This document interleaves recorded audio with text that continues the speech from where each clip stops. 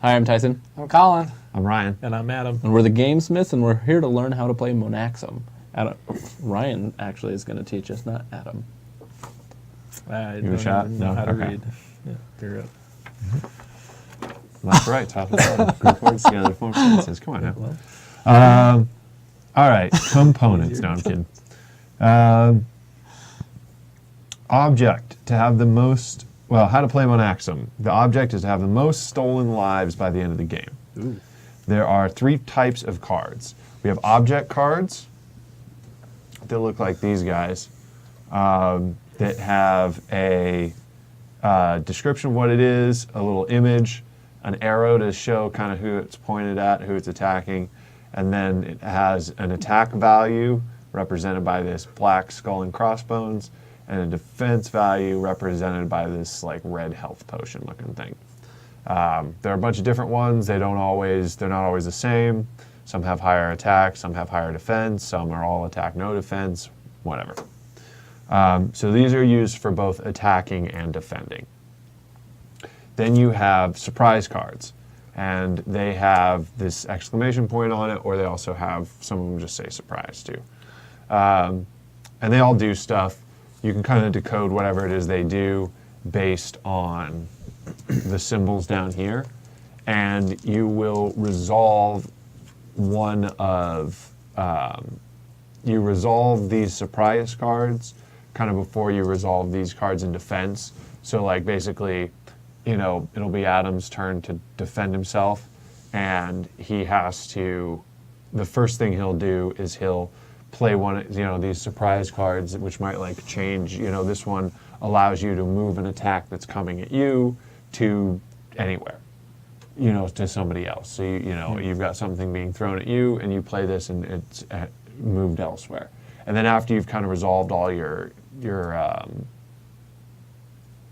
surprise cards that you have, your kind of action cards, then you're going to start playing defensive items to block the attacks that are coming at you that you weren't able to deal with using the surprise cards. And then finally are the event cards, and those are just things that happen to everybody. So there is, when those are drawn, they're played instantly, and something happens. So self-cannibalism.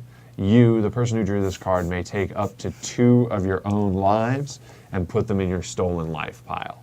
And the object of the game, like I said before, is to have the most stolen life. And so essentially what you're going to try and do throughout the game is take other people's, so you'll, you know, well, everybody attacks kind of at once. So everybody will attack Adam, and Adam has to defend himself, and everyone will attack me, and so on and so forth. And so basically, when we attack Adam, the difference between our attack and defense, he'll have to give us in lost lives, kind of thing like that. And so once everybody's out of life, or once one person's out of life, essentially the game is over. So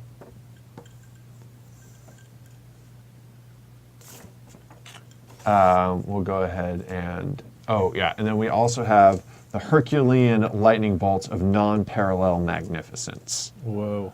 I like those. You are the proud owner of 2 pink lightning bolts known as Hercs. You can throw them at any time, but be warned, each Herc is a single use only. Here's how a Herc works. If at any point in the game, even on somebody else's turn, you don't want a surprise object or event card played, just say kablooey. Kudos if you say it loudly. And put your lightning bolt in the box. Say that quietly. Immediately discard the card you just incinerated. Shabam. So Can I say shabam? Kablooey is the no, you correct can't. You can vernacular. say kablooey. I might forget kablooey. You may not herc another herc. And hercs are very useful. If used well, they can help win the game. Of course, my sister just uses them to be annoying, which is fair. That's me. It's also fair. You're my sister. There are no restarts on defending, even if your card is herc. You still must comply with one of the defending options. So essentially, if you set your defenses up and then somebody destroys your defenses using their herc, then you don't get to play another defense. Like you got your defense blown up. You don't just get to replace it. So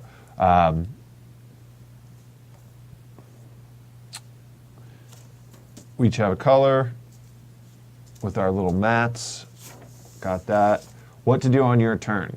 Number 1, defend from attacking cards on your hit zones. Number 2, throw at your opponents. And number 3, draw back up to 5 cards. So you're going to have 5 cards in your hand. And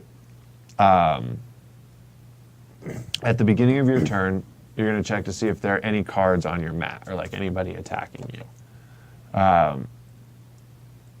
These squares indicate where the card is coming from.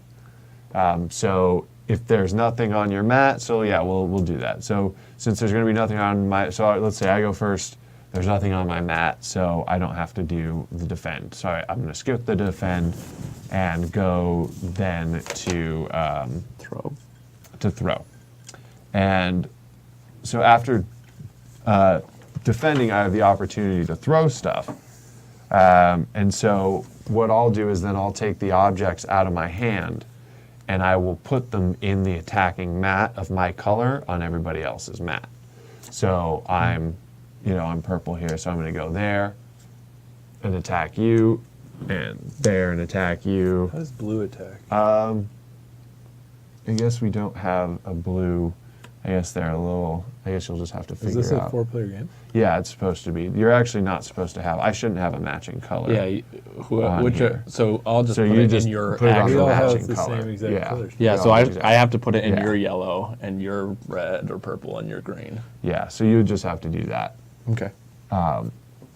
So, but if you look at Game within Tyson's, a game. yeah, so if you look at Tyson's mat, it makes a little more sense. So Tyson would see, okay, that attack's coming from Ryan, this attack's coming from Adam, this attack's coming from Colin.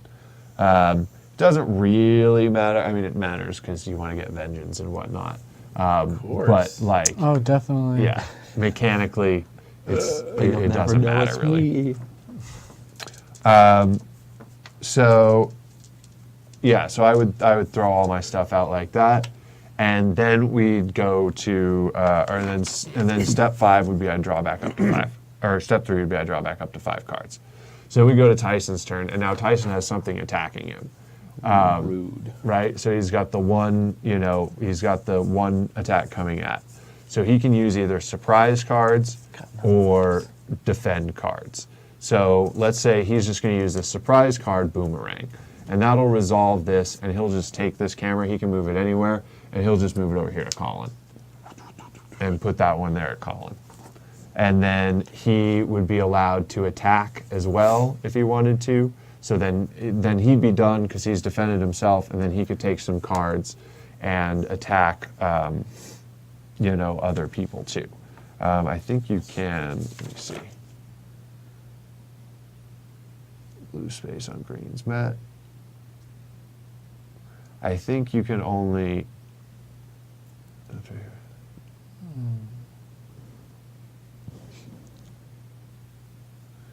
Okay, so you can only. I think you're only allowed to have 1 card per square. So you actually wouldn't be able to attack Colin then because I've already have got one one there. 'Cause there. You actually, the move technically would allow you to move it to anywhere. So you could have moved it to Adam's to attack Adam's spot square. and then double. And then you'll go like that and put that. And now Colin has 3 things attacking him. And this is kind of more, once the game gets going, this is more what we're going to see, once we get around a couple times. So now Colin, and then Tyson would draw back up. So now Colin goes, now Colin would have to defend himself. I got 5. Yeah, against that combined attack of 5. And, he can look at his hand. If he doesn't have any action cards, then he's going to have to defend himself. Your defending options are either 1 surprise card, 1 object card, 2 object cards, or 1 object card and 1 surprise card. So, Colin can kind of look at everything and decide, okay, with 2 object cards, like he can play these 2 defenses. And so there's a 1 and a 4, and that makes a total of 5. Is that defending against all 3, or does he Yeah. have to match them up It against? defends against all 3. Okay. So then what he would do at this point is actually, that's not fun to do it that way because then I don't get to show what happens when you lose lives. So now that goes. So he defends 2. Yeah, and actually, okay, no, that's good. Okay. So he would defend 2. So yeah, so now we just kind of do the basic math there real quick, and so choose plan of action. You may defend yourself with only one of the following options. We did that. Take each object or surprise card and assign it to one or more attacking cards to block, and then resolve the surprise cards before the object card. So if Colin was going to do like a boomerang where he moved one, he would do that before we did the math, obviously. Otherwise, it would just not make sense. So then we add up the total. It's 5, and plus the total health of defending cards is 2. So that's 3 different. So that means Colin would lose 3 lives. So he's going to take 3 lives, and he is going to decide who gets them based on. The people who are attacking. Yeah. So you can give those 3 lives to any player who threw a card at you, but each attacker can't get more life cubes than there is damage on their cards. You can split the lives between that you're losing, so you kind of split it up, however. So I actually don't know. I may have misspoken. I think Adam might get credit for that I think one. so. I was about to say. Because you put it in his, but that's fine because it's the lower of the attack or whatever. So Colin can go, well, Tyson, you attacked me with 2 cards, and Adam didn't really attack me at all. But I'm going to give 2 to Ryan because he attacked me with a 2, so I can give 2 to him, and I can give the other 1 to Adam, who only attacked me for 1. And it does have to Tyson, match your right. value. Okay. It just can't exceed it. So he couldn't give all 3 to me, or he couldn't give 2, or he couldn't give all 3 to Adam and say, well, Adam didn't attack me. Tyson attacked me twice, so I'm just going to give everything to Adam. He can't quite do that. Right. But then you keep that in your stolen life pile. Well, he's no. Come on. Okay. So. Okay. Yeah, so then Colin would get to decide how those were distributed. And then you would get to now, with the 3 cards left over in your hand here, attack essentially the 3 of us and put 1 attack card down for the 3 of us.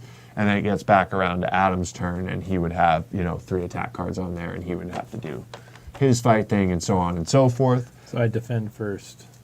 Yeah, you place defend on other first, people's- right. So after you defend, then you use the cards you have left over to attack. Okay. Then the game ends when 1 or more players have no life cubes left in their pile. The player who ends the game, which means loses their last life essentially, loses 2 lives from their stolen life pile. So basically, if you ended the game with self-cannibalism, you're just like, oh, I only have 2 lives left, and I'll just take those 2 and move them over to my stolen life pile. Game would be over, but then since I was the person who got down to 0, I would lose 2 of these. So there's a strategy, and whoever. Don't go to 0. Right. Or if someone's ahead of you, if I'm looking around and Adam's winning, but I'm in second place, then I'm going to try and make sure that Adam's the guy that loses all his lives, so he has to give up 2 so I can catch up maybe. So who's ever the first person to lose their last life, the game is over, and they lose 2 out of their stolen pile. And they just kind of, go to the middle, basically. And then we count up, and whoever has the most stolen lives in their life pile at the end of the game wins. Cool. Okay. So that's it. That's pretty straightforward. So we start with a hand of 5. We have some tiebreaker rules. I guess I can say. So someone is going to end the game, but they don't have enough lives to give to all attackers. In this situation, extra lives come from the center. If there aren't enough lives in the center to give every attacker the amount needed, nobody gets any lives. So essentially, if we if Tyson has 1 life left in his pile and we attack him for 10, and he has to give away 9 cubes, and there's just no way he can, then basically nobody gets any of them. Okay. He still loses them, and they're lost to the middle, and the game would still end, but none of us would get anything from that final attack. Cool. So this is actually, you need to know this. If 2 players have the same amount of stolen life cubes, the highest non-tied player wins. So if Adam and I have 8 stolen life cubes each, What? Yeah, yeah. So if Adam and I have 8 stolen life cubes each, I and have that's the 7, most, and you Colin have does. 7, and Colin has 6, Tyson wins the game. Interesting. Weird. Okay. And if 2 players are tied, and That is very important. yeah, and then there's a duel. So the 2 players have tied for the most stolen, and so if Adam and I tie at 8, and you 2 tie at 7, then there is a weird duel. That means that the 2 players who are tied for second, not first, take 1 card from their hand, and on the count of 3, flip them over simultaneously. They then subtract the attacking card's damage from their health. The other player does the same. Whoever has the least amount of damage coming at them wins. So that's not strategic. No, if the 2 are, well, it's you kind of want to have the best card in your hand. If you're looking at like, oh, everyone's going to be tied and I'm going to be tied for second, I want to keep a good card in my hand for the duel. So there is a strategy to So that. in 'cause you're every gonna have to pull it from It your circumstance, becomes war. anytime Yes. you're tied for highest, you lose. Pretty much. If the totals are tied, the 2 players choose a different card and flip that Wow, one. that's This repeats until very 1 player is interesting. out of playable cards. If both players are tied when they run out of played cards, the game is considered a miracle and stays a draw. Miracle. All right, let's go for miracle status. If all players are tied, each player takes 1 card have from to their put up all hand the and on the count of flags. 3, puts it down in front of whoever they want. Okay. So if all That's your players are open tied, book. there's an intense 4-way duel. Okay. So, any questions? No, can we just recap the cliff notes real quick? Sure. Everyone's dealt out 5 cards, Uh-huh. and it's a mix of all these, right? The types are Yeah, surprise. as soon as you draw an event card, you flip it over. So you won't get an event card in your starting hand. They're like, so if you draw 4 cards and the second one is an event, you flip it over, we all deal with it, and then you kind of finish drawing your hand.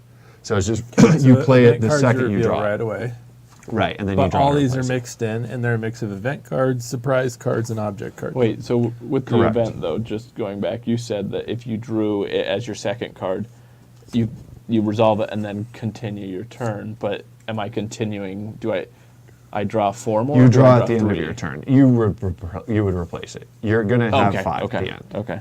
You should always end your turn with 5 cards. If you happen to draw an event card, play it. Everyone resolves kind of together, and then you draw to replace it. Okay. Okay, so at the start of the game, we're all dealt 5 cards. Mm-hmm. They're a mix of event, object, and surprise cards. There's no other type of card, right? It's those 3. Yes, correct. Event Just- cards get flipped over and affect everyone right away. Correct. Object cards are what you defend with or throw at other people. Correct. And surprise cards you hold in your hand. And when do you reveal those? Those are only used on defense. So when you're defending, you use your surprise So an object cards. card is an attack or defense, and surprise cards are just defense cards. Correct. And are they done in the defend phase, or are they like a play immediately? In the defend phase. So when you defend, the first thing you do is you look and see what's coming at you. So they have a few phases. So it's for defend. It starts with recognize, which is look at the hit squares and see what's coming at you. 2, choose a plan of action, which is choose one of these defending options. You're going to defend with 1 surprise card, 1 object card, 2 object cards, or 1 object and 1 surprise. Okay. So you're going to choose one of those 4 defense options, and then you're going to play those cards in your defense. Okay. So you'll play the surprise card first if you have a surprise card and resolve that, and that'll do something like move an attacking object to another player's mat, or whatever. Just deflect it somehow generally. Okay. And then you will move on to the skulls versus hearts math, basically. Okay. Objects versus objects. And then and it's all done in aggregate, so all of these are Added together against And the sum defense is total added of your together. defense. Correct. if you get hit, you decide how you deal them out, and you cannot give more back to An you individual can't than the exceed amount the of attack damage power that they from do. that individual. Correct. Then you have a certain amount left in your hand. Then you start applying them to other people, but you can only fill your own square. Correct. And once it's filled, you can't do anything else. And then you draw. Draw up to 5 cards. Yep. Cool. And then it's the next person's turn. Makes sense to me. Everyone good? Everyone good? Good, good, good. All right. That's that, and we'll see you in the game.